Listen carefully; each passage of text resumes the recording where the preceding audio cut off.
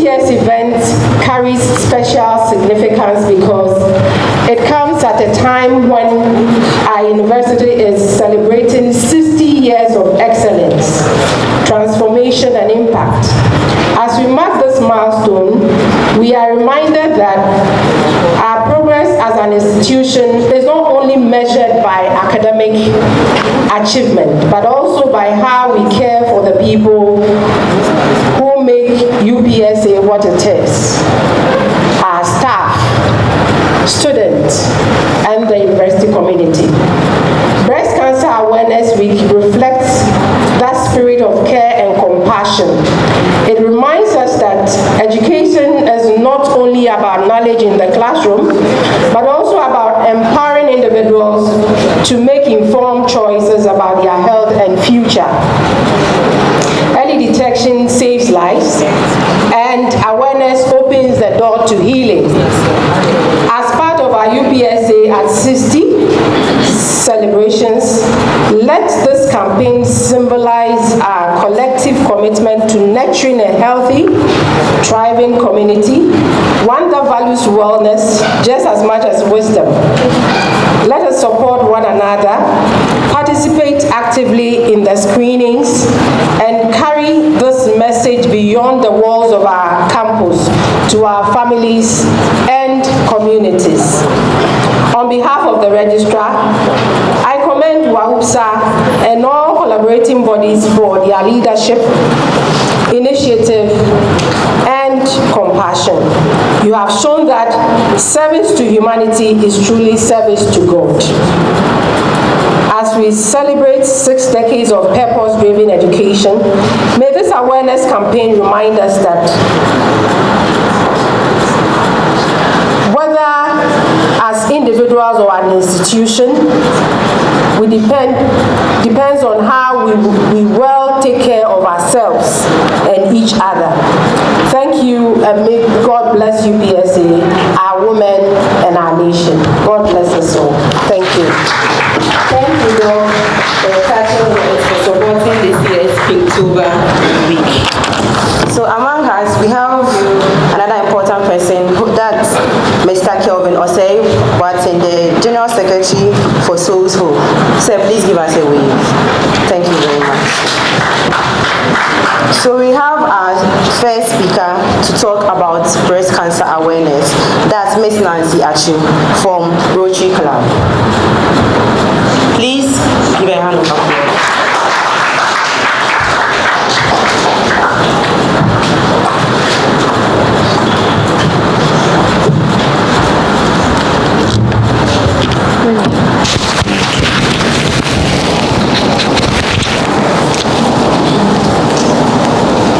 Good morning to you all, distinguished guests, speakers, advocates, all protocols duly observed, ladies and gentlemen.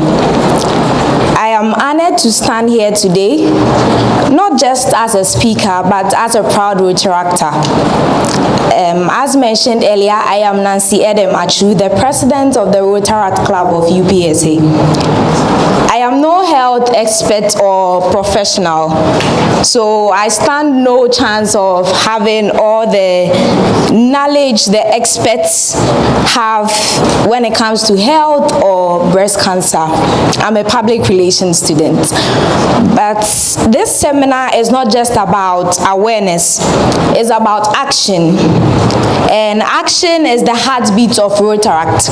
In Rotary, we say we are people of action. Someone would ask, what is Rotary or what is Rotaract? Rotary is an international organization, precisely an international NGO. And our mandate as an NGO is to find solutions to problems in our communities or in the world. We have 7 focal points or areas which we undertake projects or work towards. And these areas are peace building and conflict prevention, disease prevention and treatment, water, sanitation and hygiene, maternal and child health, basic education and literacy, community and economic development, and environment. So these are the areas of focus of Rotary International, where all the clubs from Rotary, Rotaract to Interact undertake projects. So let's come to Rotaract UPSA. Rotaract UPSA is part of Rotary International, a global movement of over 1.4 million change makers. And at UPSA, we are a vibrant community of young leaders. Someone might say, but I'm a student in UPSA, but I've not heard anything about Rotaract. True, but then Rotaract UPSA has been in UPSA for over 3 decades. So indeed, we are a vibrant community of young leaders who believe that service isn't something you do after class or occasionally, but it's something you live, it's an everyday thing. We serve with empathy, with innovation, and with unity. And we do it for causes that matter like this one. So this particular cause is under one of our focus areas, which is disease prevention and treatment. Breast cancer does not just affect bodies or individuals. It affects families, futures, and communities. That is why we are here, to stand with survivors and to amplify awareness, to remind every young person that advocacy is not reserved for experts. It's powered by compassion, and everybody must be part of it. So this Rotary year in UPSA, Rotaract UPSA, we have some initiatives. We have some flagship projects we are yet to launch. And the first one is She Speaks Red. It's a movement that breaks silence around menstrual health and an oral health outreach, which is going to bring oral care and education to underserved communities.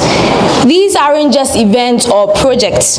They are platforms for dignity, for dialogue, and for change. And they reflect our belief that health advocacy must be visible, inclusive, and bold. So Rotaract isn't exclusive, it is expansive.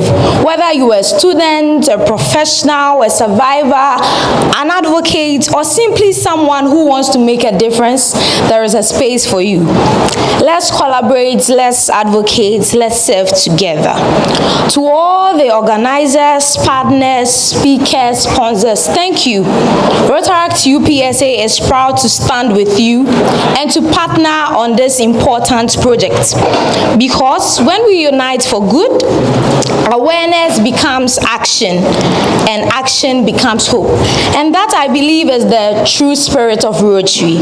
So I hope that at the end of this seminar, we would have more students wanting to join Rotaract, not just because they want to join, but because they are ready to serve humanity.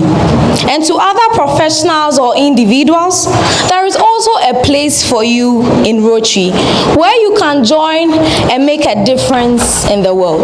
Thank you.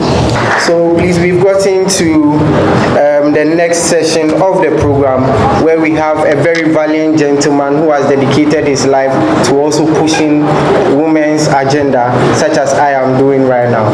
Please, he is a very big man, and I would like for us to give him a very, very warm welcome. His name is Mr. Kelvin Osei-Boateng from Session with Souls of Hope. Please, let's give him a very warm welcome. Good morning. It is an honor to stand before you today, not only as General Secretary of Souls of Hope. So a little bit about Souls of Hope. Souls of Hope is a non-profit organization that is dedicated to empowering communities and children to access clean water and quality education. So I stand before you today not only as the General Secretary of Souls of Hope, but as someone who believes in the quiet, unstoppable power of young people. Within every student lies a spark, not just of ambition, but of compassion. And when nurtured, that spark can light up entire communities. Today's gathering is about more than breast cancer awareness. It's about transformation. It reminds us that education isn't just about degrees. It's about humanity. It's about using what we know to change what we see. Breast cancer affects millions. It affects mothers, sisters, friends, teachers, and colleagues. Behind the statistics are stories of courage and survival. Today, we raise not just awareness, but we raise hope.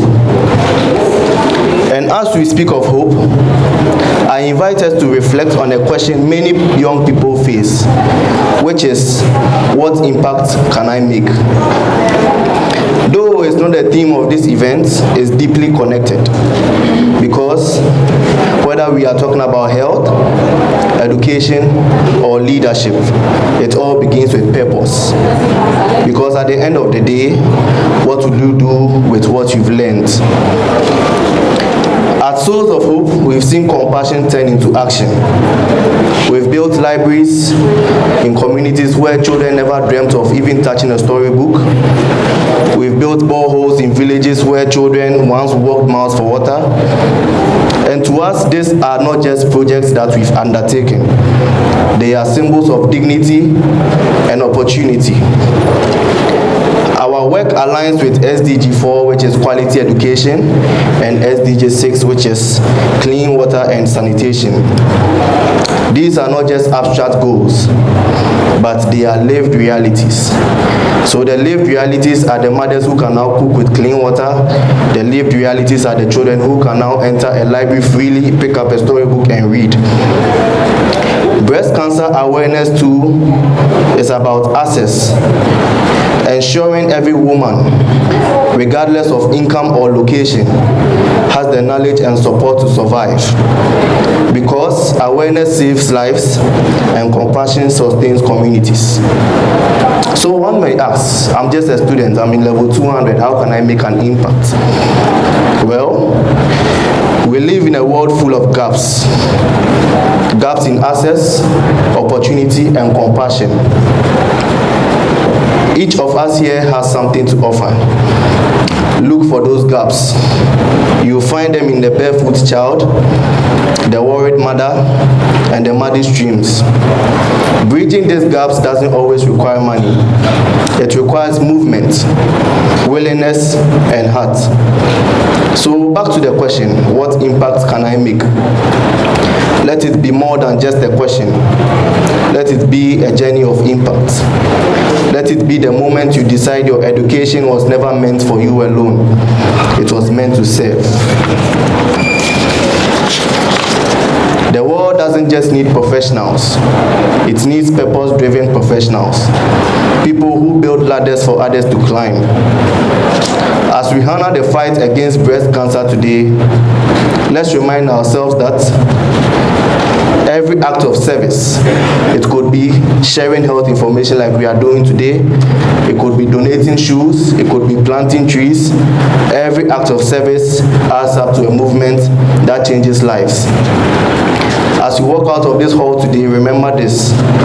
The true measure of your education is not how much you know, but it's how much you give. So go out there, not just to succeed, but to serve. Not just to dream, but to do. Because in the end, the most beautiful thing you can build is a bridge. Thank you.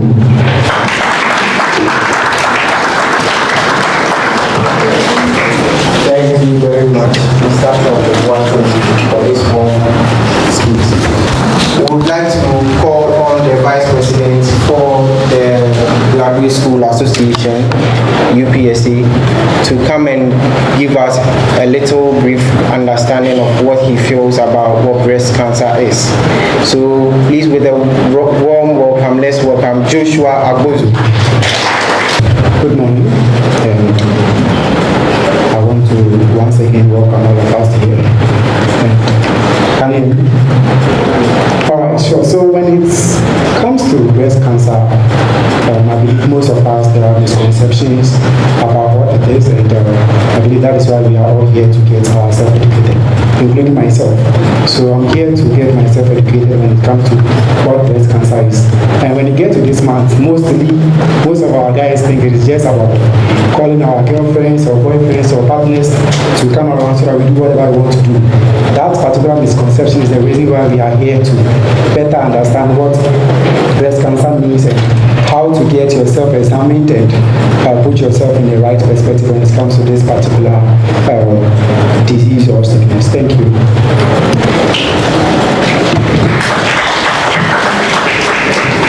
Thank you very much, Honorable. I'm here to talk about the color pink. As we all know, breast cancer is associated with the color pink, which is fantastic. But why do you think they chose pink for breast cancer? That is why I'm here. So pink is communicating three main things. The first one is confidence and courage. The first one is not confidence. The first one is compassion and courage.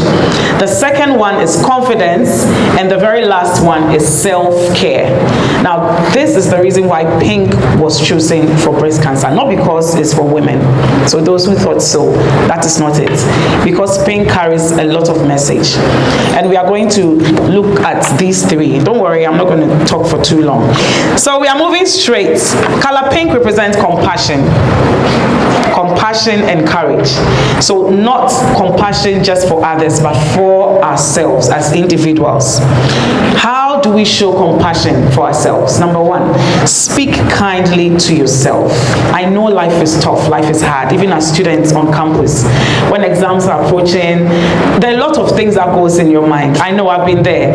I was in KNU Wesley, but after I came here to do my master's, be kind to yourself sometimes. Because if you are not kind to yourself, even those on the outside can be kind to you. So when the hula baloo and the confusion and all of that is going on, remember the color pink. Compassion. Be kind to yourself. Take it easy. You messed up. You failed the paper, but relax. Tell yourself, I'm going to do it again and I'll get it right next time. Be kind to yourself. It's very important. Also, support others. That's number two. You can't even support others when you're not kind to yourself. So the very first one, be kind to yourself. That is when you can also be able to support others. When I say support others, it's not just hi, hey, oh, I'm here. Even though that also does well, but you should do more. Have you eaten today? How was the paper last week? Do you think you need extra classes so that we can do it? Join each other and let's support ourselves. That's for the color pink. And also turn challenges into lessons and not labels.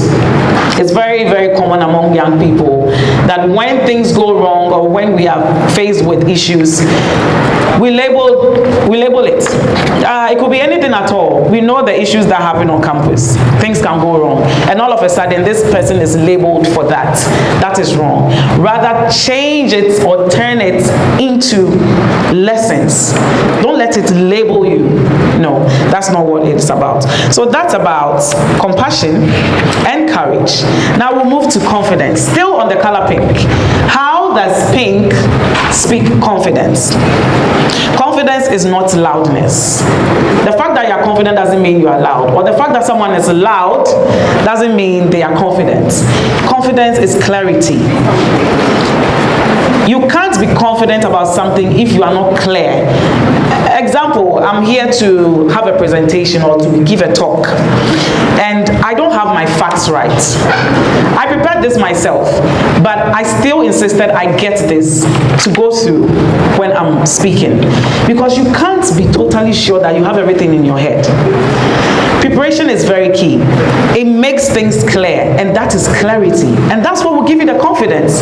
Because if I came to stand here and I'm just speaking from my head and I leave something out, all of a sudden I'll get confused, and you can tell from my face that I'm lost. So, clarity is confidence. Be clear in what you want to do.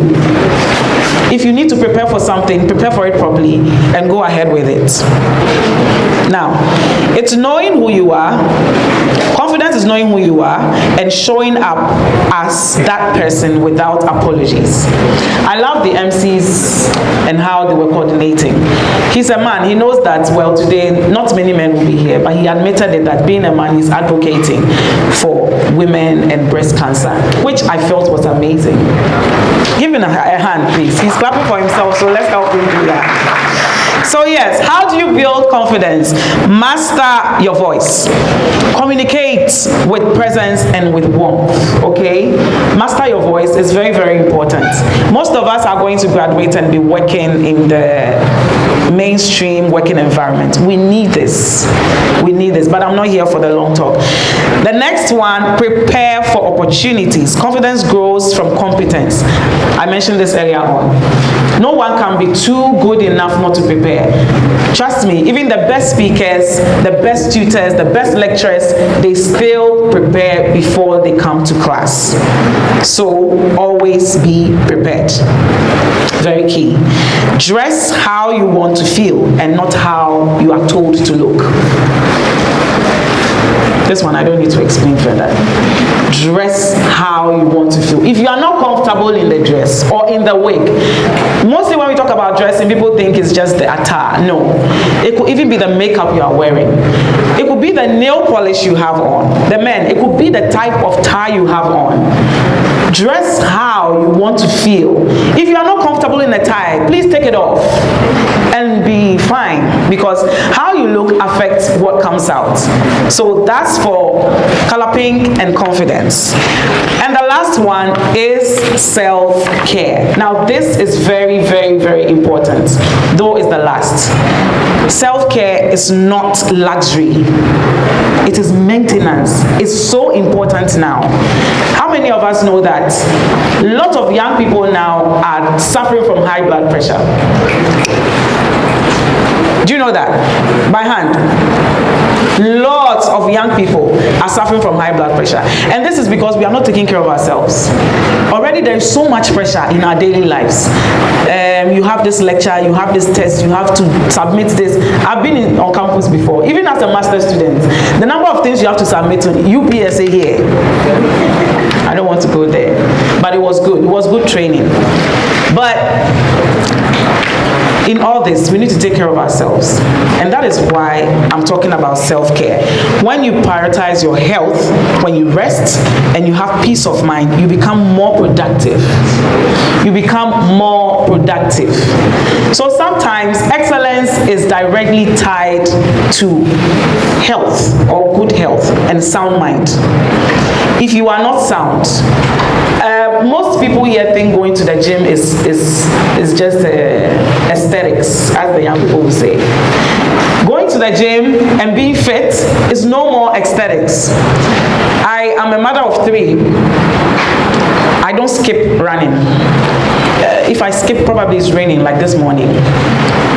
A long walk, running, being fit, doing aerobics at home. Even some of you young ones here, you don't have babies yet, but you are already tired. Yeah, and your tummy is already heavy, and you stand on the scale and you are overweight. But you think it's normal. No, it's not normal. It gets worse. I am very, very interested in fitness. I have another page on Instagram called FitFeel. And I just created it to help mothers especially. I've had 2 cesarean sessions. I know sometimes when you do this, you think you can't go back to how you were and all of that. I've never been this light. Even when I was in university, I wasn't this light. But it was all from the mind. You need to prioritize self-care.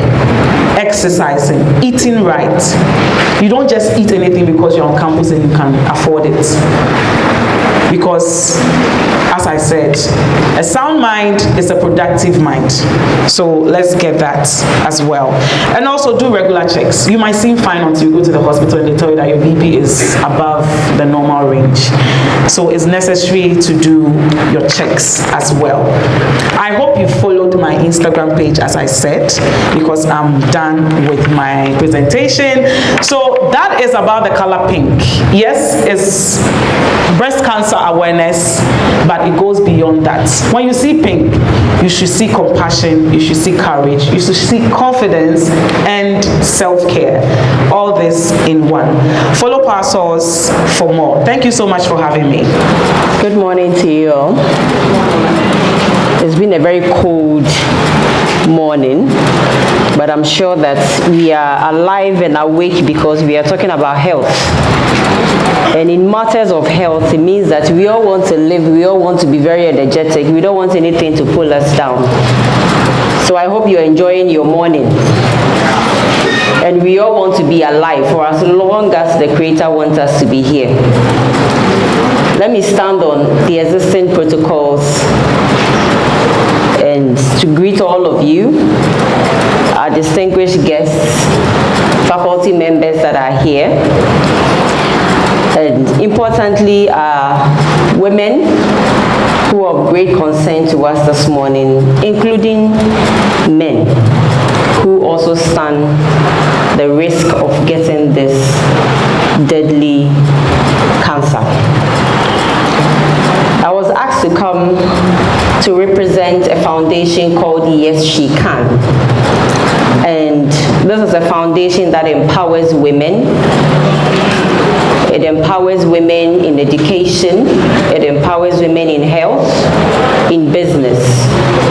And when we talk about women empowerment, it's because we believe that women are full of so much potential that we will be able to change a lot of things in this world. Now, with all the potentials that we have in us, we cannot just leave it for a deadly cancer like this, breast cancer, to take it away. And so, briefly, I was given 10 to 15 minutes. I don't know if I can exhaust all. But briefly, we would speak to ourselves, we would empower ourselves, and remind ourselves of what we are made of. That regardless of what is around us, there are several illnesses around us. Regardless of what is around us, we still will push ourselves to survive it. The beautiful thing is there has been several survivors, and so we have to survive this. So once again, I'm deeply honored to join you for this celebration or the launch of this Breast Cancer Awareness Week. And the theme for me was very important, very touching, because it's talking about breaking the silence. Many a times we go through certain difficult moments as women, we keep it to ourselves. And it eats us within. Breaking the silence. How many of us speak out when we are going through challenges? We try to do so many things by ourselves. Women, we are like a powerhouse. We are mothers, we are wives, we are entrepreneurs, we can be students at the same time. We do so many things. And so we feel that we can deal with anything, the pain that we go through. But this is not right. I am a psychologist, currently doing a PhD in psychology, and mental well-being. We say there is no healthy body without a healthy mind. So we need to always consider that part of our lives, that no matter how strong we are, we need to learn to break the silence. Whatever we are going through, break the silence. Speak to somebody about it. When you're going through a challenge and you even talk about it, sometimes you get solutions because you have spoken about it. Now, at the Yes She Can Foundation, we believe that yes, we have some potentials and these are going to help us to rewrite our story. This will help us to rise above fear, above stigma and silence.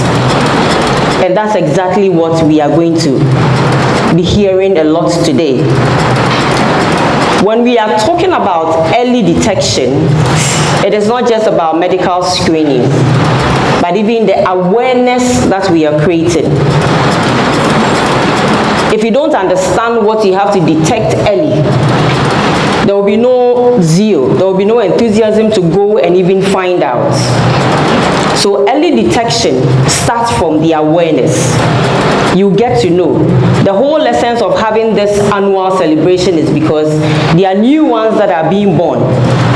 There are young ones that are growing, who probably might not really understand what the breast can do for us or against us. And so this constant awareness we are creating is to help us to become aware of our bodies. I'm also an entrepreneurial psychologist, and when I sit back and I look at all the things that personally I have been able to achieve, I manage a school called Brain Hill International School at East Legon, which I started 7 years ago with about 800 students, over 300 employees. Before that, I started a facility management company 13 years ago, which also has provided several jobs for people with branches all over the country. We manage a lot of bank properties or bank buildings, hospitals, and several other facilities. Now, as an entrepreneur who empowers young women to also become entrepreneurs, or to bring out what is in them when it comes to either you're running your own business or you are an entrepreneur working from your heart for another entrepreneur, we cannot do this in an unhealthy body. It starts from your body, and our bodies are the vessels that carries the dream that we want to be able to execute. If you are not able to realize the value of this physical thing that we carry, no matter what you want to do, it will not materialize. Illnesses can pull you down. And in my study of this area of breast cancer, I realized that there are some very top people that the world has lost to this deadly cancer. I don't think we want to be part of it. Yes, we would all leave the surface of this earth someday, but it's our prayer that we live to fulfill the destiny that we came into this world with. I don't think we are afraid to die because we know it is part of the existence of humans. But all the things that some have achieved wouldn't have been possible if they don't take care of themselves.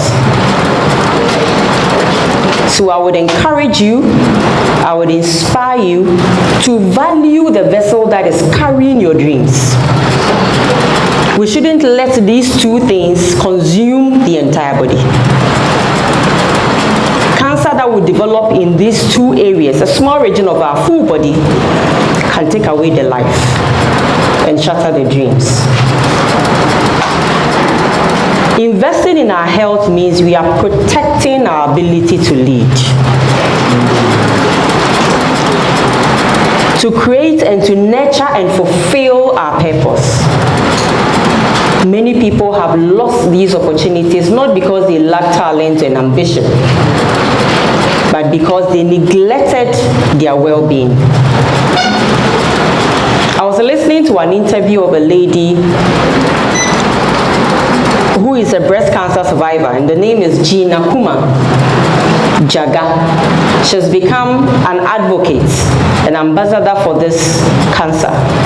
And she shared her story of how from the beginning when she started feeling pain in the breast, she thought because she had just finished or won the baby that she was breastfeeding, it could be something relating to the breastfeeding. You know, when your baby is away from you and you are no longer continuing, sometimes you feel some pain in the breast. And so she started using all sorts of herbal ways of controlling the pain. And the lump she felt in it and all that. So she was using cabbage leaf, she was using condo, rubbing condo over it, and the lot of ignorance that was leading her to do certain things. We are doing all this talk, we are having this celebration because you have to speak out. And let's seek the right medical care. If we want to wait for traditional things or people who just want to assume, non-health workers, to assume and predict certain things to you, you will delay the cure of it. Most people that have been able to save their lives is because they detected it early and they sought for proper care. So whatever you feel in there, understand your body. One very good way of being able to fight it is when you even know your body. How well do you know the breast? That when there are changes, it is not all the time that you even feel pain. According to research, you would not always feel that there is pain in there, but the cancer could be growing in there. But you might see signs of swelling, discoloration, some excretion of milk when you're not supposed to. All these things, let's check on them. And being in a university should teach you how to even conduct research. It is not all the time that you'll be able to have everything said at a forum like this. But this gives you the platform to understand that there is a canker of this nature. And you should be curious enough. I always say that we have access to technology, but how well do we use it? When we spend hours online, how much of that time is invested in knowledge that will help you? So let's spend time, let's conduct further research in these areas. Let's listen to stories of people that have survived and how they were able to survive. Let's read about people that have died. Why? What happened? How do you prevent it? Research states that 1 out of 6 of every woman might get this cancer. So how are you going to prevent it from happening? You shouldn't be that one person. You should be part of the 5. But there are steps that you have to take. How you even eat. What do you eat? There are certain foods that can generate these cancer viruses from even multiplying. A major one is sugars, excessive sugars. So you should be able to check what you are doing, what you are eating. As the earlier speaker said, you even exercise to ensure that the body is healthy enough to even fight these illnesses as it comes. So today, I want to challenge you to love yourself enough to check yourself. Speak up when something doesn't feel right and encourage your sister to do same. Let's make health part of our confidence. Let's make self-care part of our ambitions. And let's promise each other that no dream will be cut short because we neglected our bodies. Together, let's break the silence. Let's build awareness and save lives. Because yes, you can. Thank you.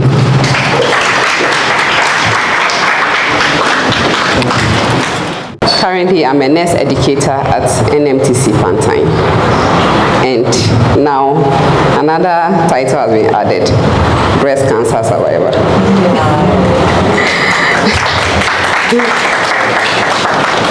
All right, so I will say I'm not just a survivor, but I stand as a beacon of hope and resilience. Because breast cancer or cancer doesn't just affect one person, it touches all of us. It may be a friend, a niece, a cousin, daughter, mother, aunt.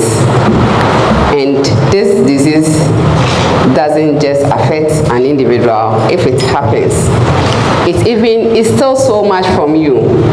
I have co-survivors who have lost even their marriages and their families.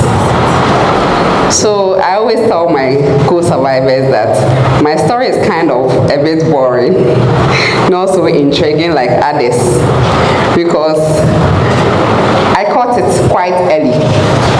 At the age of 35, I'd given birth to 3 children. In fact, my last baby was just over a year, almost 2 years, and I weaned him off milk. So I'm a nurse, I've already established, but I had never done breast scan or even self-examination, breast self-examination. And the month of October 2019 was Breast Cancer Awareness Month. And I never took the opportunity to go and even have it examined. Why? Someone will ask. Because I thought I didn't have any risk factors. I thought then that I didn't have a family history of breast cancer, and I was too young to be diagnosed of breast cancer. So I had no business with mammograms or breast scan or even breast examination. So I never took the opportunity to check. Then come November, first week, then I chanced on a hardening in my breast. It felt firm and hard, but painless. I wasn't alarmed because then I thought cancer was painful. So I got to work. I was working at the intensive care unit, surgical ground floor, Kolebu, and I had a discussion with a few friends. And they were all like, oh, it's nothing, you just wean your baby off milk.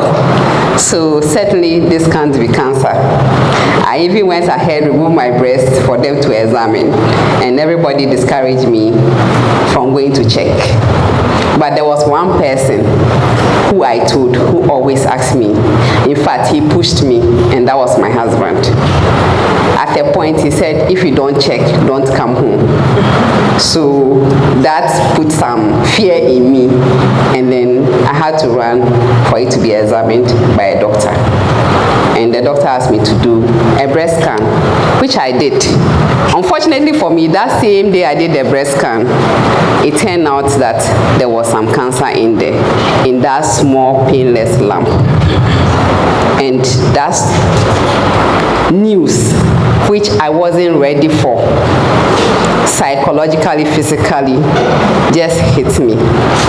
The fear, the uncertainties, and everything. It was so overwhelming that, in fact, I always tell my friends, I'm sure if I was a white lady that day, I would have just turned red instantly. But then, out of the fear, I went back.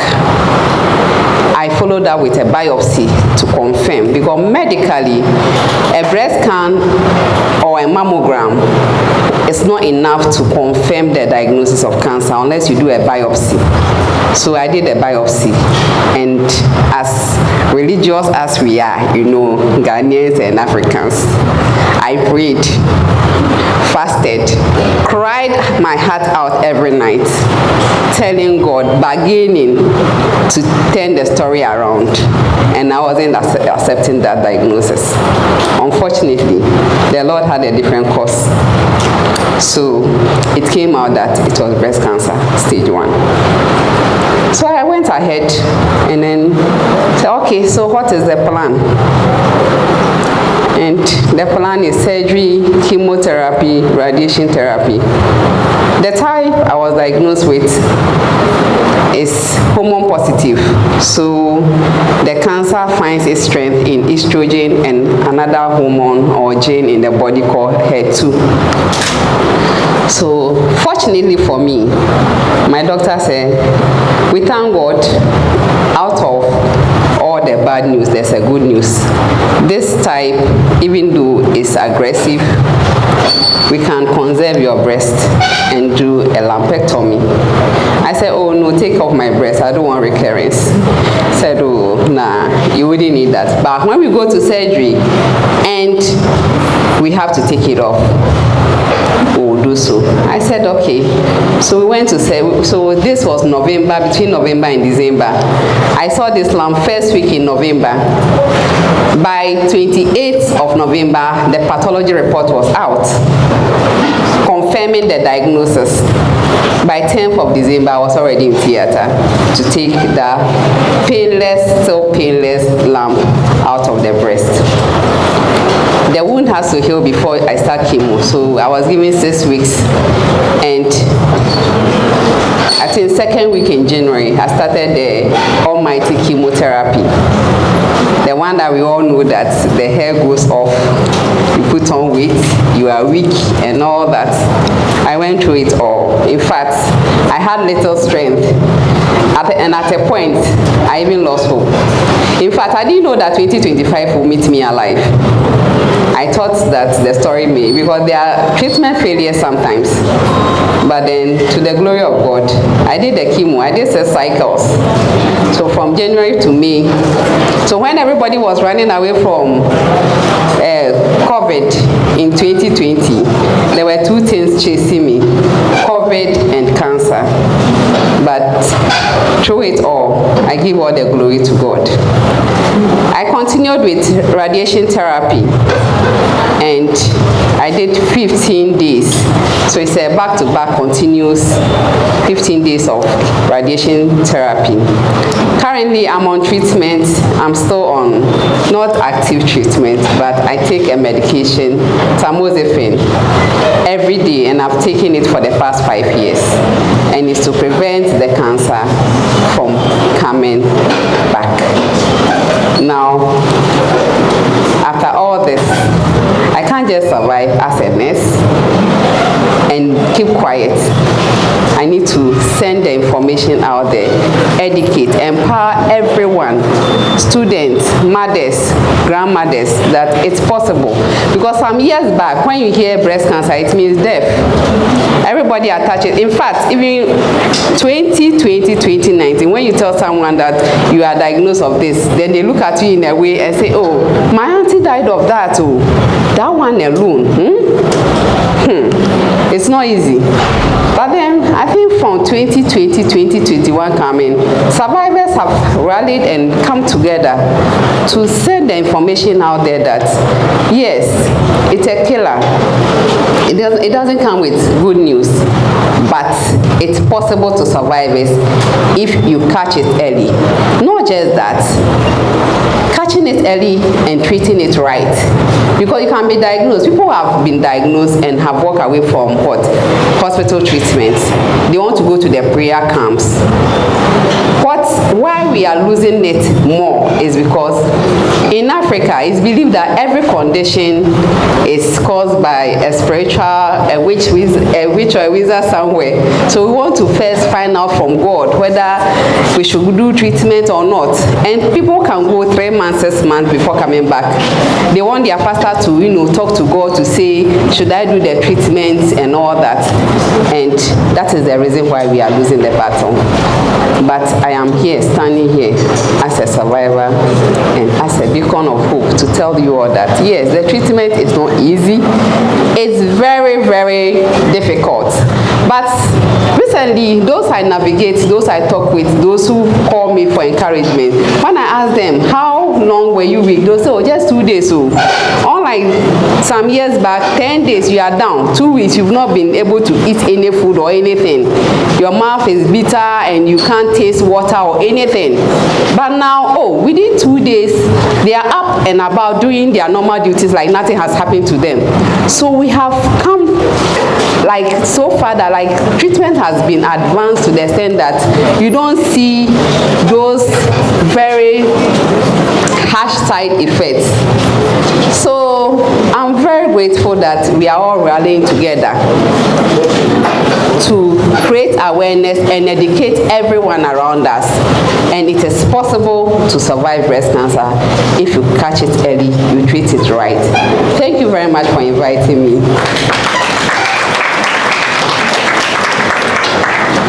Thank you very much, madam. We are going the pie. Okay, so I'm going to talk to you about what breast cancer looks like and what the risk factors are and all the issues around it. And the reason why this is important is because you have breasts, right? And if you have a breast, it means that cancer can develop from your breast.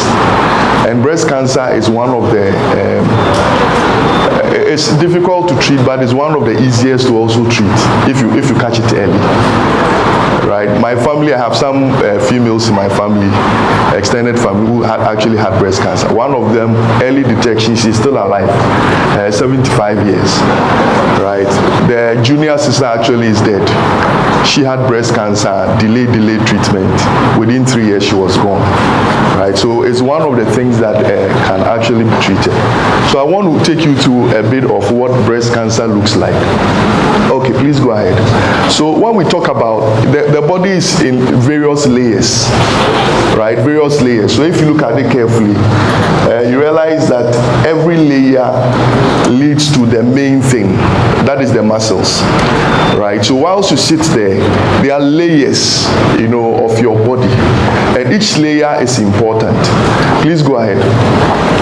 But every layer starts with, small, tiny structures that come together to form the cell. The cell is like the building block. So for example, this building, you have small blocks that came together to form this building. In the same way, your body is made up of small building blocks we call the cell. Together, it forms your body. And each cell kind of works independently, but together. They are specialized in many ways. And your body has different parts and different systems. And each of the cells come together to form the tissue. Then the tissue, you have the organs. Then from the organs, you have a whole being, the systems, right? And each of these levels have different cells.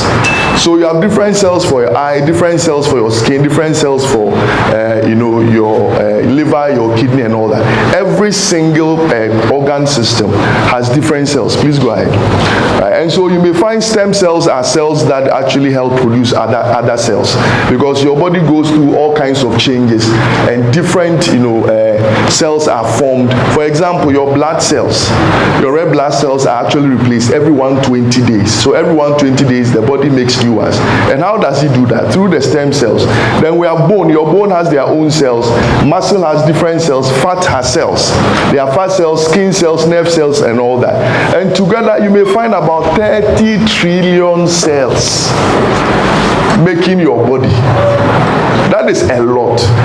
Imagine you had 30 trillion Ghana cedis, right? I'm sure you will not be here, right? So 30 trillion cells, and there are 200 different types of cells that actually make your body. And so these cells, what they do is that they divide to form many cells. Then after time, they die off and the body replaces them. So they form, they divide, they age, they die off, and the body replaces them. Right? Please go ahead. So if you look at males, really, without their skin, this is what you see. And the females, even without the skin, they look nicer, right? Right? But you realize that for males, really, we don't have big breasts. The fat, really nothing. But for females, you realize that the breast is basically fat, like fatty tissue. Right? Please go ahead. And behind that, you have internal organs, right? Different organ systems making up the body. Please go ahead. So when it comes to breast, the breast is made up of fat, it's made up of some tissue and some tubes we call ducts. And these tubes are the tubes where the breast milk actually passes. So you have the fat cells, you have some tissues there, then you have a duct. So you may find, oh, I forgot my pointer at home. Okay, so you may find that there are tiny tubes. So you have fat cells, you have the tissues, then you have these tubes. And it's through these tubes that breast milk actually comes out. And any of these, cancer can form from any of these. Any of these, cancer can form from any of these. So you find out that, the breast is largely made up of fat. Right? Then these are the tissues, then you have ducts. And cancer can form anywhere. So wherever there is a cell, cancer can form. And that is why right from your head head to your toe, cancer can form at anywhere. So every organ you can find, every tissue you can find, cancers can develop because of the cells. So what are cancers? So you have normal cells, right? I said the building blocks, this balloon, right? You have building blocks, right? But some of these cells, what happens is that instead of dying after aging, they don't die. And if they don't die, they start growing and multiplying abnormally. And once they do that, please click again. So these abnormal cells, instead of dying like every other normal cell, they will not die. They grow, they destroy the surrounding tissues. And not just that, they move through the blood vessels and some other tubes called the lymphatic system, and they spread to other parts of the body. So for example, in your class, you may find one student who is not too correct, right? That is the cancer cell. And before you realize, he mobilizes other students to be like him. And they will disturb the class and disturb every lecture. Then not that, before you realize, they move to other classes and actually form the same and destroy the whole school. So that is what cancer cells are, right? So any student who is misbehaving in class is a cancer cell, right? Cancer cell. So you may find a normal breast and you may have changes, right? A cancer developing, right? And it can form from any of the things I've talked about. Please go ahead. So it's the leading cause of cancer in women worldwide. About 2 million women will be diagnosed worldwide. 600,000 deaths worldwide. Deaths occur in developing countries because really, developing countries, people do not examine their breasts. They don't go for anything. And for us, we delay, right? Some people never touch their breasts throughout the year, right? And so usually it's found accidentally. And so that is where the problem. But you may find about 0.3 to 1% of men developing some breast cancer, right? Because we also have some breast, right? 5-year relative survival rate for women depends on the stage. The earlier the stage, if it's stage 1 or 0 stage 1, treatment is 100%. So nobody should die from breast cancer if it's diagnosed early. Nobody should die from breast cancer if it's diagnosed. Please go ahead. Okay, so there are different parts of the breast. You have the central portion, you have the surrounding portion, then you have upper left, upper right, lower left, lower right, lower left, then also the place leading to the armpit, right? Those portions are important because cancers, breast cancers can grow in any of these portions, but majority of the time you may find that the upper upper quadrant actually has most of the breast cancers actually forming from there, right? Please go ahead. And so every woman must be able to know how their breast looks like, right? As you start developing breast, you should be able to know how your breast looks like. So if you've noticed any change in your breast, it can be the size, the shape, the skin, it can be whatever, any change at all. This is quite advanced. This is quite advanced. And this dimpling you see is called peau d'orange, dimpling. With time, this is what you see. This is quite advanced.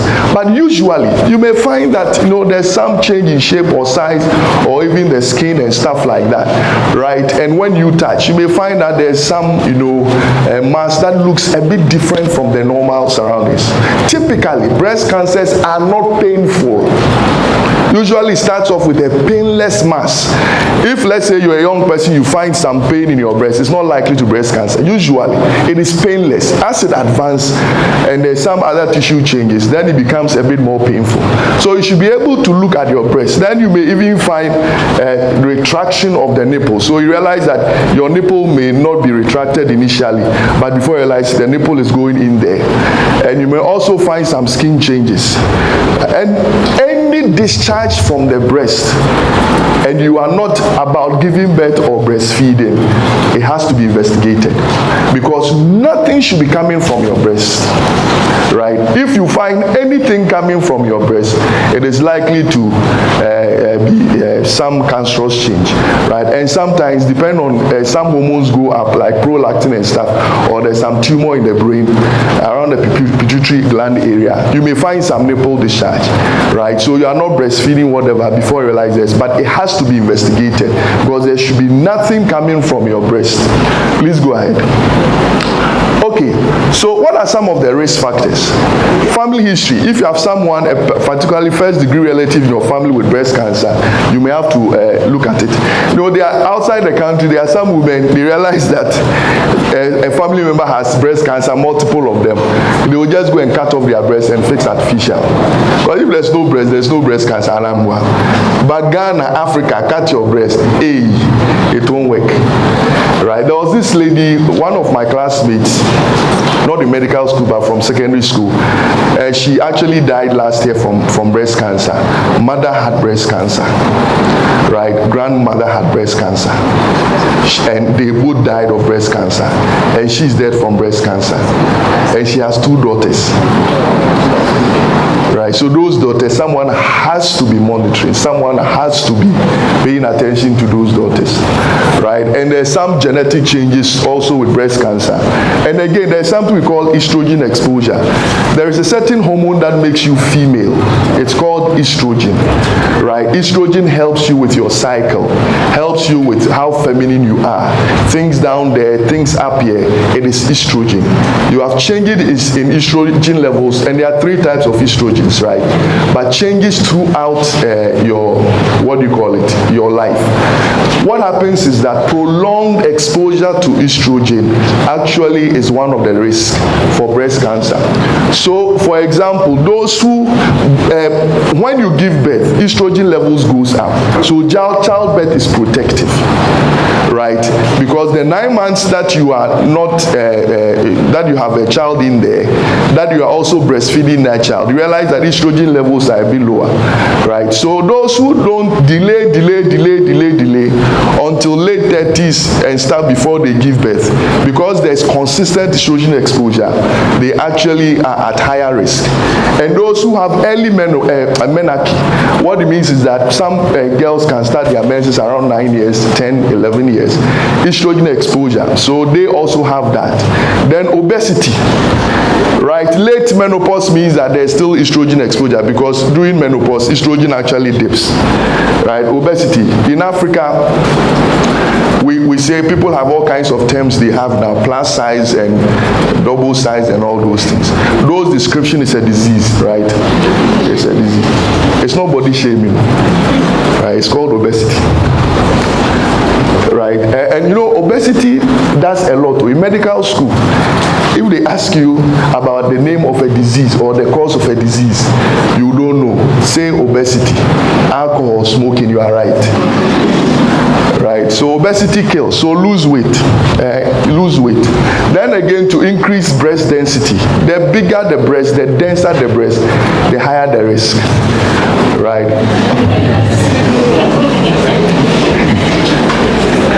I just more breast, more cancer. As simple as that. Someone just said, "Go, thank you, mine is small." Right?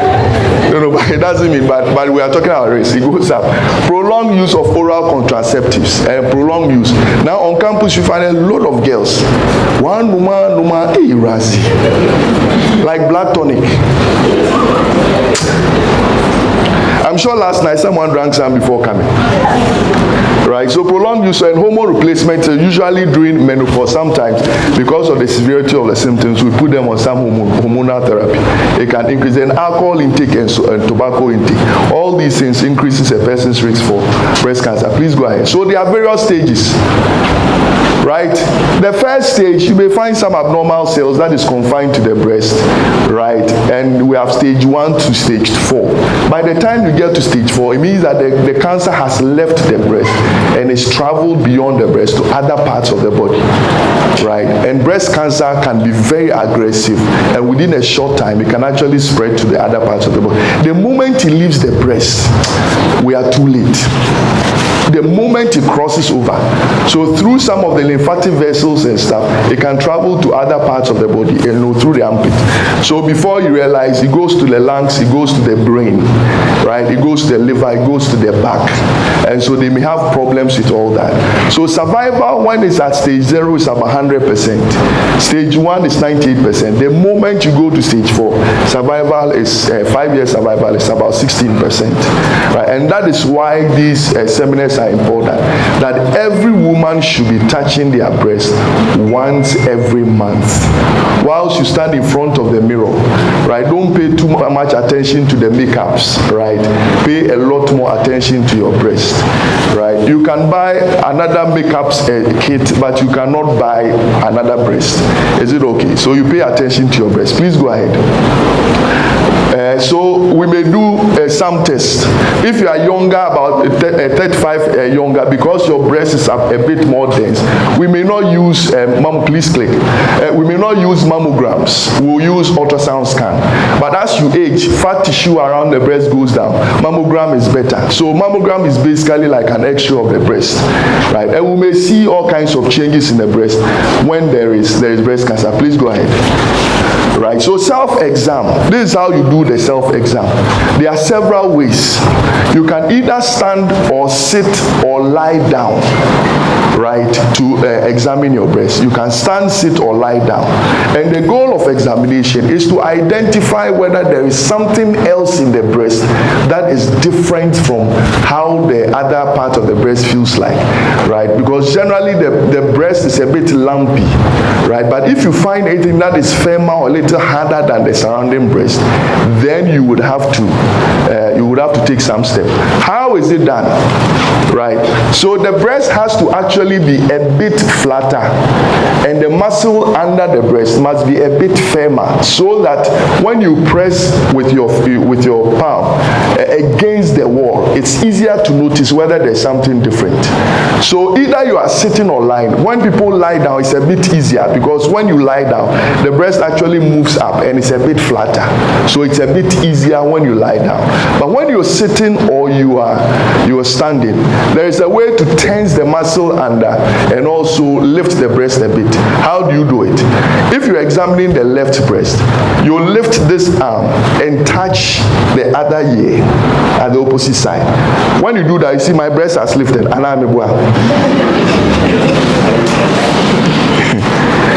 Anybody wants the most? Any lady, come. I will not touch, don't worry. Yes, come. No, you. Anybody with round neck?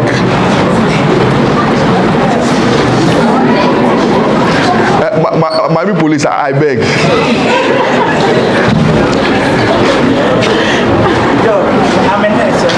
Okay, then you come. Thank you very much. Your husband is not around, right? Okay. So yes. So when you realize that it's lifted, has it lifted? Yes. Right. So when it's lifted, right? Can we all do it? Lift yours and let's see. See, the guys are doing it too. What are they lifting? They should lift up their hands to the Lord, right? Okay, so when you lift, you realize that generally the breast will lift. Is it okay? Right? And press this part of the chest. When you lift and press, you realize that it's a bit harder or firmer. Is it okay? Yeah. Have you noticed? Yeah. Okay, so that is the first one. So if it's the right also, you lift and cross over like that. Is it okay? Breast lift and stuff. Right? Another way to tense the muscle is to bend your hand at your back like this, up like this. Right? Do it, let me see. Do it. and touch that muscle here, right, it becomes a bit firm. Is it okay? And the breast becomes a bit firmer. So what happens when you do that? Then you divide the breast into 5 portions with a line, imaginary line through the nipple. So up, down, then left to right. When you divide, you realize that you have lower, lower, upper, upper. Is it okay? Then the central portion is the nipple, right? And the next portion is towards your armpit. So please come, hold it for me. Oh, you will help us do it. Let me bully you small, legally. Right, so when you lift like this, and we do this, right, so flat of your palm, not like this, like we are going to bump, right, like this, right, because the breast is a bit lumpy, so when you do this, right, you feel lumps, right, but when you do this, flat of your palm, then you press it gently against the chest wall. Is it okay? So you do this and you press, so we start up, up, down, down, right, so you do this and do this motion gently, but you press firmly against the chest wall. If there is something else, you will notice. You will notice. So like this, like that, like that. Is it okay? Then the center like this, the nipple area. Then you press the nipple to see whether there's any discharge, right? Then you press towards the armpit like this. See how my palm is going, right? Like that. That is all. Can we try and see? Lift to the other side. If I don't see you doing it, I'll come for you, right? I'll come and fetch you right now. The flat of your palm. Don't worry, I'm just showing how to. You may not feel anything because you are wearing bra or something, right? So this. Then we do up. Can we do it? Flat. Not like this. Some people are doing like this. No. So flat of your palm like this. Up, down, down and up. Is it okay? Then the middle, the center, then you go towards what? Your armpit.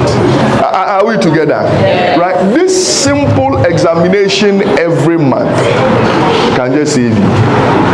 For younger populations, you may not find a lot of women at your age who may have, but there are women at a younger age who may have some breast-related problems, and there are several breast-related problems that if you find it, we can have to examine. Please, thank you very much.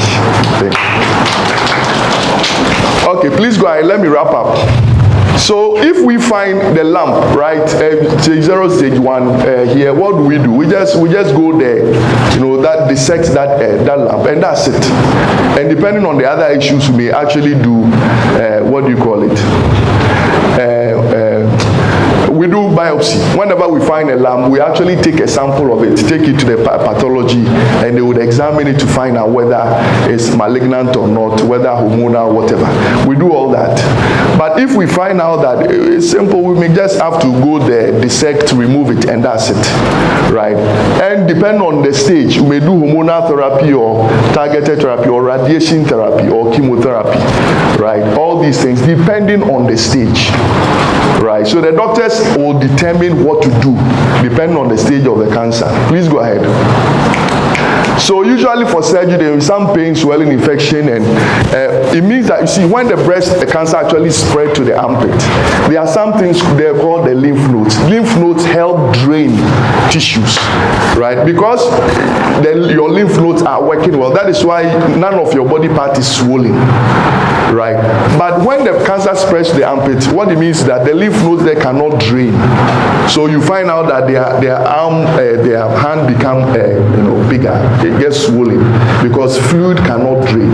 And sometimes, depending on the surgery, we may have to take out some of the lymph nodes. So drainage sometimes becomes difficult. Then chemotherapy can come with its own problem, nausea, hair loss and stuff.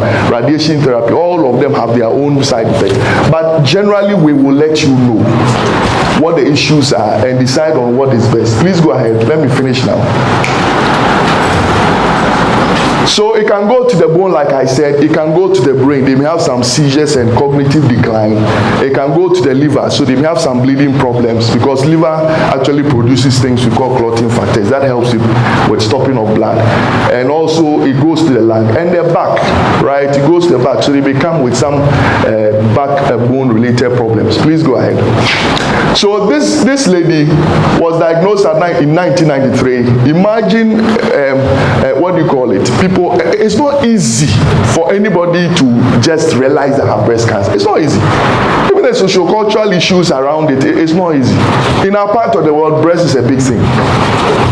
Right? And imagine, so some ladies will just not examine so that they don't find or see anything now. Right? Because of the problems. Imagine you were diagnosed with, please go ahead. So some of the mental health related issues, anxiety is there, stress of diagnosis and management itself, and they may go into some depression, identity problems, because really, in our part of the world, women are defined by the pluses. Right? So they may actually look down on themselves and have problems, social issues, marital problems, dissatisfaction, depending on who you are married to, right? And brain-related problems. So how do we present physical activity? Right? Engage in a lot of physical activity, lose weight, avoid smoking and alcohol, and also breastfeeding helps. There is this thing flying around that when someone drinks your breast or sucks your breast, you have breast cancer. Please, it's not true. It's not true. So if this month you have employed some gentlemen to please, it's not true. The breast suckling that we're talking about is breastfeeding. Because during breastfeeding, that prolonged period actually reduces estrogen. Are you understanding me? So that is, it's not like normal, you are walking around students and someone is drinking your breast, so you have breast cancer. It's not true. Right? And avoid radiations. And that is why when you go to hospitals for some radiations, they have all kinds of rules around it. So early detection is most important if you touch your breast every day. Right? So some of the myths, if I find lump in my breast, I have cancer. It's not true. 80% of breast lumps are not cancerous. We can actually deal with it. Only women with family issue of breast cancer are at risk. It's not true. There are people without the risk in their family. They also develop breast cancer. I am too young to get breast cancer. It's not true. 25% of women with breast cancer are younger than 50 years. Men cannot get breast cancer. It's not true. Right? I've talked about it already. A mammogram can cause breast cancer to spread. It's not true. Mammogram is only diagnostic. Wearing an underwear bra increases my risk of getting breast cancer. It's not true. So not wearing bra will not reduce your risk of breast cancer. Right? So no bra day. I don't know why that started, but it won't do anything to breast cancer. Breast cancer doesn't pick and choose. It doesn't have any specific address. Though others have a higher risk than others, early detection saves. Thank you very much for your time. We're here to speak on women in leadership when it comes to breast cancer. So I would say my title is The Breast in Leadership: The Good, the Bad, the Ugly. I want the men here to honestly or boldly say to me that they have never sucked any breast in their life. Please raise your hand if you have never in your life sucked breast in your life.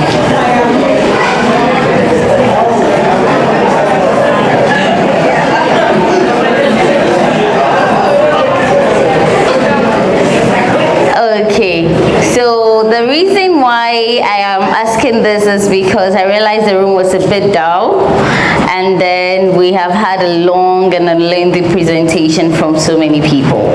So the men that have not sucked breast, doctor said sucking breast doesn't mean that you are preventing breast cancer.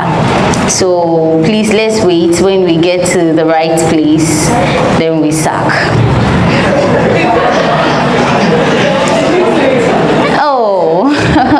Okay, so why breasts? When I say breast in leadership, why breasts? So we know that in this generation, breast is actually related to women, irrespective. Men, you have breast, but it's not breasts, because at the end of the day, even when you get married, you still be beside a breast. That is where you would have comfort. That is where you'd be able to think very well. My men, am I speaking it? Okay, so women in leadership, breast in leadership. We have been in so many situations, so many cases where we have so many organizations coming into consideration that women should be given the spaces to lead, right? Because we are living in more of a man's society. So I would say that the men should please clap for yourselves, because now I see you do well when it comes to supporting women in leadership. The men here, please clap for yourselves. Oh, I just don't like the clap. The women, please clap for the men. That is the reason why you need breasts in your life, because the clap from the women was loud. So when we talk of women in leadership, we have a lot when it comes to the political terrain, when it comes to the family terrain, when it comes to even the social terrain. Women are taking the lead. Women are leading. So the ugly, I wouldn't start with the good, because there are a lot over there. They're ugly. We have a lot of women, when it comes to leadership, go through so many ugly things, such as sex for the term, sex for a vote, such as some men taking advantage, or even some women belittling their own fellow women because of a leadership position. They're ugly, where women fight against women because of a seat, where men tend to belittle women because the women are rising so high than them, where they believe that women are breaking the status quo, women are leading, women are bringing more than they are doing, so the men tend to do what? Bring them down when it comes to that aspect. But what do you do when it comes to the ugly? It all boils down to you, the woman. And it boils down to the men that are supporting women when it comes to fighting the ugly faces of women in leadership. That is where the man is able to sit with a woman and say, let's come together, think about this, and know how to resolve this issue. That is where the solution comes into play. And then we also have women, when we are there together on the same platform. You know, let's be honest as women. There are sometimes we can't even go to women in higher positions because we feel we can't talk to them. And some of them, the way they carry themselves is more like, who are you? My ladies, is that true? They have this kind of hedge around them that prevents us from getting closer to them. That is part of the ugly. And then as women, we should be able to fight so hard that every woman could come to us and speak to us. Every woman, we could sit at a table and discuss the future, where at the end of the day, nothing will go wrong. More like there's no envy, there's no jealousy, there's no hatred. I believe in one thing, that before a woman will be successful, then it all boils down to another woman and not a man. I am an example of it, where I always say this everywhere I go, that my success actually depends, or my success actually came from my mom. I never knew my dad was actually at the back door, where there were days that he'll be like, hey, you know, at home I'm called Esinam, okay? So at home he'll be like, Esinam, you don't want to help me. Actually, I have a busy schedule where I would have to go and help here at the market and all that. And my dad will be like, you don't want to help me because you feel I'm not the one paying your fees. How did I know that he's not the one paying my fees? The battle of a woman in silence. She never said anything. My mom never said anything to me till the day my dad opened his lips to tell me that he wasn't the one paying my fees for me. That was where I got to know that my mom has been having silent battles in the evening. And that is where she's taking me to. As a postgraduate student, she said, minya master's thou, minya PhD da. Sorry for those who cannot, I'll translate it for you to understand. But wherever you want to get to, I will make sure you get to that point. That is where I believe that there are some mothers that do not support their children. But here lies the case that mine supports me. And so is each and every one of us here. So when we get to the point where women are to support women, please let's do everything possible to support women to achieve it. I'm waiting to see a female SRC president from UPSA. And I'm sure the person is seated right here. And now let's go to the bad. The bad is where we are looking at a financial crisis. The bad is where we are looking at, the lack of self-esteem. The bad is where we are looking at, peer pressure influence. That is, it all falls under the bad. But at the end of the day, as a young girl, please, I can boldly say without fear that I won a national election without paying anything. I won a national election without paying anything. Reason being that I had self-confidence. I worked so hard. Before I knew that I was supposed to go, I wanted the National Gender Commissioner. I spoke to a lot of people. That is what we are to do when it comes to the bad, especially when it comes to the financial crisis. Speak with people. Let people recommend you. And at the end of the day, you will succeed without you knowing you have succeeded. I won an election I went unopposed. Why? Because I had fought so hard for this. One, I saved myself from the financial cost. I didn't allow my peers to influence me. I also knew that this was what I wanted, so I had to fight for it. Now the good is where you get connected with a lot of people. You get to meet a lot of people. Out of my leadership positions, way from the degree level, I met Kelvin, Souls of Hope Secretary, and he is also connecting me to other people. So when you decide for yourself, the good is good. Please, you understand? The good is good when it comes to women in leadership, because when we get to the point, when you get the lead, honestly, there is nowhere you can't enter. And please, I'm not saying leadership should be position-wise or something, but trust me, even when I wasn't a gender commissioner or the women's commissioner for UCC or the vice president for Kwame Nkrumah Hall or just say it, I was entering places that I could enter if I wanted to. So being a woman, being a breast, you should know that you have this power when it comes to leadership, because there's always a saying that before a child grows, the child always stays with the mother, right? Because it's the mother that socializes the child into the society. 6, 7, 8 months of being a child, who do you stay with? Your mother. She teaches you how to crawl, she teaches you how to eat, she teaches you how to talk.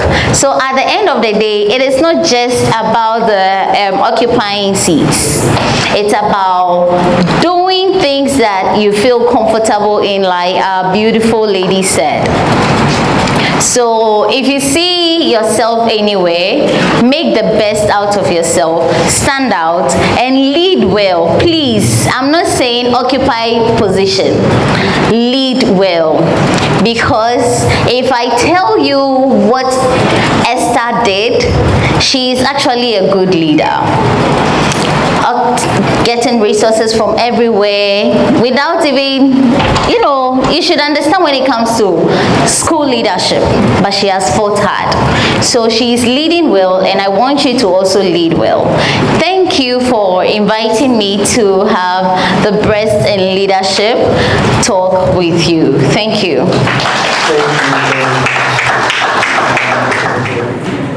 We launched this October week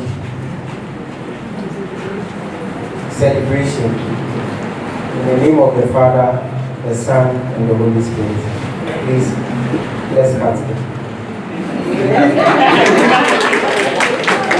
Thank you all for